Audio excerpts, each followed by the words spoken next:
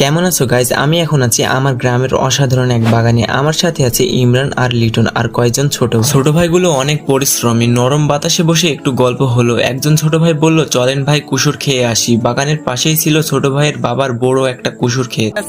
তো আমার সাথে ইমরান আছে, আরাফাত আছে, সোহাগ আছে, আর ক্যামেরার পিছনে আছে আমাদের লিটন দাস। তো গাইজ দেখা যাক কুসুর ভালো পাওয়া যায় কিনা। কুসুরের ভুয়ে তেমন ভালো কুসুর নাই আমি যা দেখছি। তো দেখা যাক কেমন কুসুর পাওয়া যায়। আমার সাথে আসুন। আরাফাত আমাকে একটা কুসুর দেখিয়েছে, তো দেখা যাক কুসুরটা ভালো হয় কি। ভালো হলেই কাটবো, একটাই কাটবো। মুখ টুক সব ছিলে গেল, কিছু করার নাই। কুসুর খেতে হলে একটু কষ্ট করা লাগবেই। তো এখন পাতা সব সামনে কুসুর কেটে ফেলছি গাইজ। নাও খাও না, তুমি নিয়াও, খাওয়ার না খাও আমাকে দিয়ে দাও। দিয়ে দিলাম একটা কুসুর। আর আমি এইটুক গাইস, ভালো জিনিস অল্প করেই খেতে হয়। নেক্সট ভিডিওর জন্য অপেক্ষা করুন।